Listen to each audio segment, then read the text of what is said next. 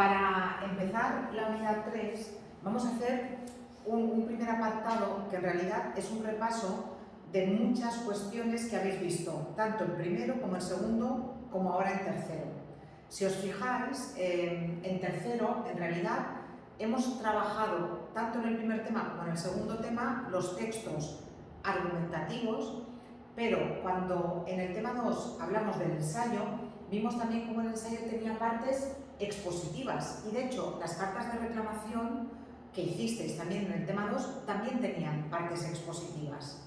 Yo creo que ya os he explicado en alguna ocasión que encontrar textos argumentativos puros es muy difícil, porque en general para argumentar necesitamos antes exponer, necesitamos explicar algo para luego defender nuestro punto de vista o para rebatir el punto de vista de otra persona, ¿no?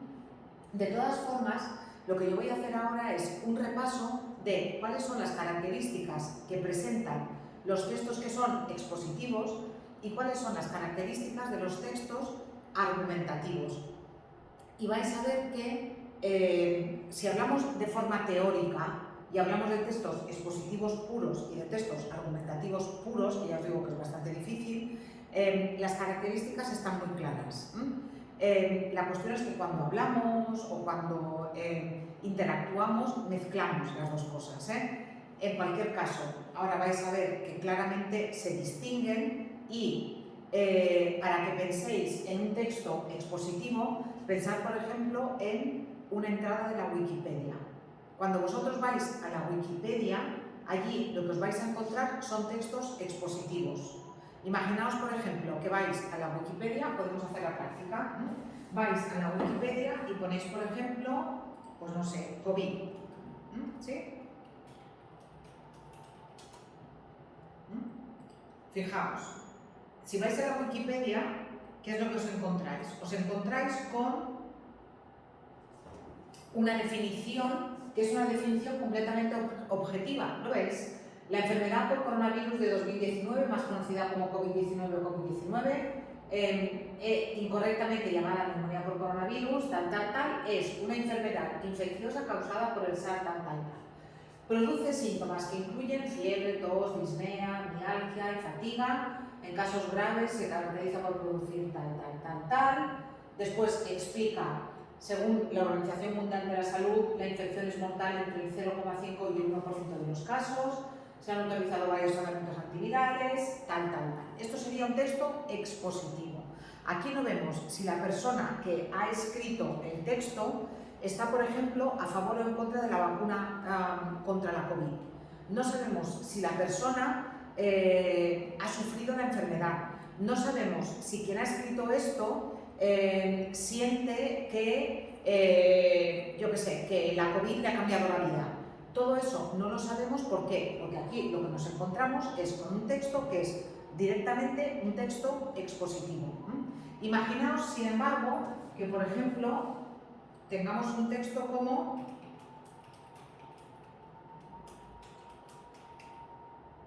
a favor de las vacunas contra la COVID-18, ¿sí? Fijaos, en esta página, que además es una página del gobierno español, ¿vale? Fijaos, las vacunas contra el COVID son eficaces para proteger a las personas y evitar que se enfermen gravemente, sean hospitalizadas e incluso mueran. La vacunación sigue siendo la estrategia más segura para evitar ser hospitalizado, tener problemas de salud a largo plazo y morir. Aquí vemos claramente que la persona que ha redactado este texto está a favor de que la gente se vacune. Seguro que si buscamos por internet vamos a encontrar muchos textos también en los que hay gente que defiende lo contrario. Hay gente que defiende que no hay que vacunarse, que la vacuna es mala y que la vacuna no sé qué. No sería mi caso, yo no defendería nunca eso. Yo creo que las vacunas salvan vidas, pero bueno, esa sería mi opinión. Entonces, ¿veis la diferencia entre un texto y otro texto? El primero, el de la Wikipedia, sería un texto expositivo. En este caso lo que tendríais es un texto argumentativo. ¿Cuáles son las características de los textos expositivos? Los textos expositivos serían aquellos en los que se ofrece una información sobre un tema determinado de forma objetiva. ¿Qué quiere decir de forma objetiva? Quiere decir que no hay opinión, quiere decir que no hay subjetividad, quiere decir que no hay un punto de vista personal, sino que estamos explicando algo, estamos exponiendo algo sin que se note nuestra presencia, sin que se note la presencia de la persona que ha escrito el texto. Por ello, la función que predomina es la referencial. La función referencial del lenguaje es la que se limita a explicar algo tal como es. Pues esta mesa es rectangular, hoy hace sol o hoy es 9 de mayo. Eso sería la función referencial. En los textos expositivos predomina la función referencial. Sabéis que la exposición puede ser oral o escrita. Lo que yo estoy haciendo ahora es un texto expositivo oral. Lo que tenéis aquí escrito es un texto expositivo escrito, porque ya sabéis que los textos pueden ser tanto orales como escritos, pero en general, en los textos expositivos, lo que vamos a utilizar es un lenguaje formal. ¿Qué características lingüísticas tiene el texto expositivo? Luego las veremos, pero antes de empezar con ellas, tenemos que distinguir que hay textos expositivos de dos tipos. Hay textos expositivos que son divulgativos y textos expositivos que son especializados. ¿Qué son los textos o cuáles son los textos expositivos divulgativos? Serían aquellos textos que están dirigidos a un lector o a una persona que escucha que no es especialista en un tema. Lo que yo estoy intentando hacer ahora es un texto expositivo divulgativo, porque personas que no son especialistas en lengua, en gramática textual, me tienen que entender, o intento que me entiendan, y si no me entienden es que no lo estoy haciendo bien. Por tanto, los textos expositivos divulgativos son para público no especializado. Las clases son textos expositivos divulgativos, pero también conferencias, pero no conferencias, por ejemplo, de médicos para médicos. A lo mejor vais a una conferencia porque os interesa, yo qué sé, en el Centro Cultural en Pollensa hay una conferencia, en Sa Pobla, en la biblioteca, hay una conferencia sobre, yo qué sé, las leyendas de Sa Pobla.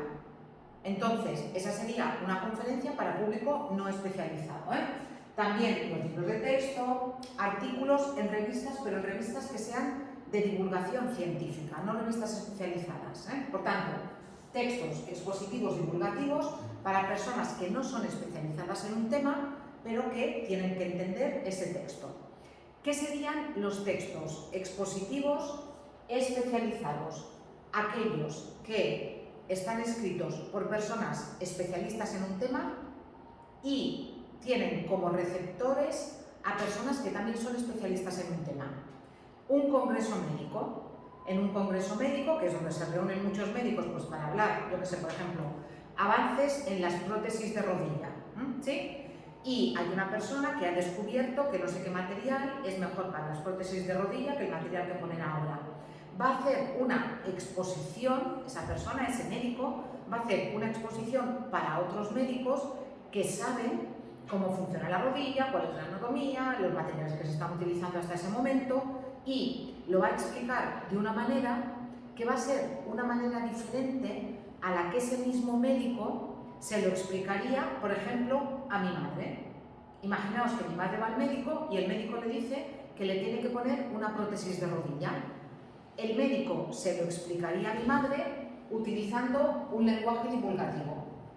Mientras que ese mismo médico en un congreso para médicos utilizaría un léxico muy especializado, lleno de palabras técnicas, lleno de tecnicismos, que probablemente serían términos que nosotros no entenderíamos, ¿sí? ¿Y por qué? Pues porque es un texto especializado, de médicos para médicos, ¿sí? ¿Queda claro esto, la diferencia? Yo evidentemente no os voy a poner textos expositivos especializados, porque no tiene ningún sentido que no los podáis entender.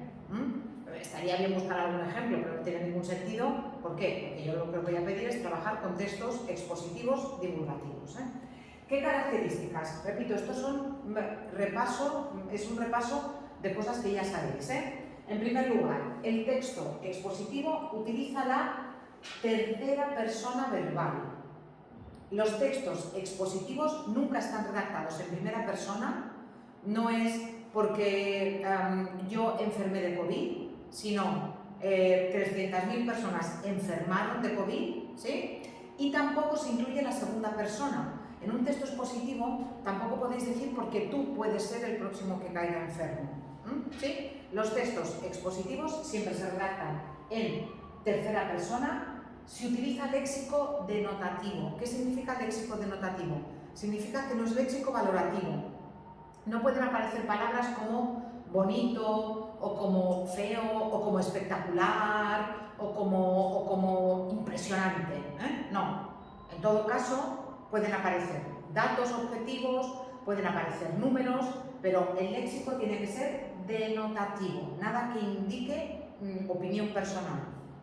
Y puede aparecer léxico técnico. Cuanto más especializado sea el texto expositivo, más tecnicismos van a aparecer, y neologismos son palabras nuevas en la lengua, palabras que no existían y que se crean. Imaginaos, por ejemplo, en el campo de la informática. Hay cantidad de palabras que hace 20 años no se utilizaban o que solamente utilizaban los informáticos y que hoy en día nosotros ya utilizamos. Esas palabras son neologismos, son palabras nuevas que se han inventado y que, pues eso, poco a poco vamos a utilizar nosotros. A lo mejor no, a lo mejor solamente se utilizan en textos especializados, pero repito, cuanto más especializado sea el texto, más tecnicismos va a utilizar. Además de todo eso, nos vamos a encontrar oraciones impersonales, es decir, se dice, se comenta, hay, ha habido, habrá, ese tipo de expresiones impersonales, y además oraciones enunciativas, no oraciones ni interrogativas, ni exclamativas, ni de órdenes, no imperativas, sino oraciones enunciativas.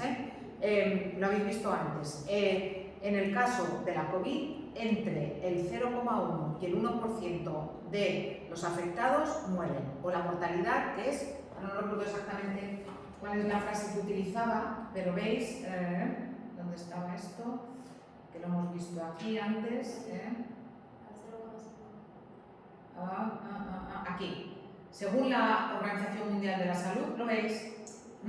La infección es mortal entre el 0,5 y el 1% de los casos. Este sería un ejemplo de una oración enunciativa. Y lo que viene a continuación sería un ejemplo de una oración impersonal. ¿Lo veis? Se han autorizado. ¿Quién?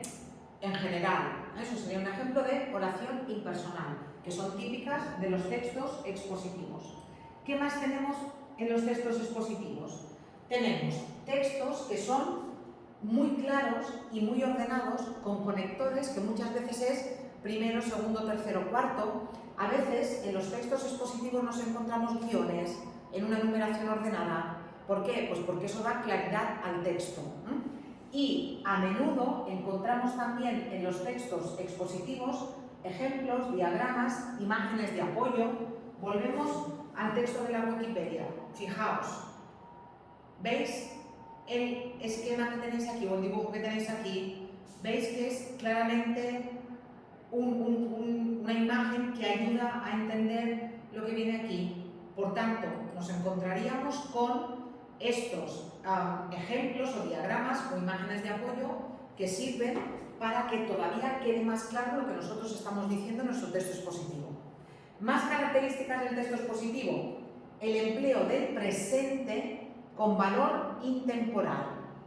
El presente no es algo que ocurra ahora, sino que es algo que, el presente de valor intemporal me refiero, que se puede aplicar al pasado, al presente y al futuro. Volvemos al texto de la COVID. Cuando aquí dice que, según la Organización Mundial de la Salud, la infección es mortal entre el 0,5 y el 1% de los casos, lo que nos está diciendo es ahora, pero también antes y probablemente en el futuro. O cuando aquí dice, la transmisión se produce mediante pequeñas gotas, ¿lo veis? Se produce mediante esas gotas que se emiten al hablar. Volvemos otra vez a encontrarnos con este presente intemporal, que nos sirve para lo que ocurrió cuando estalló la pandemia, lo que ocurre ahora y lo que va a ocurrir en el futuro, porque es así como se transmite siempre, presente con valor intemporal. ¿Qué más? Nos encontramos también con empleo de recursos sin valor subjetivo. Ejemplos, comparaciones, definiciones, enumeraciones, todo para que el texto quede más claro.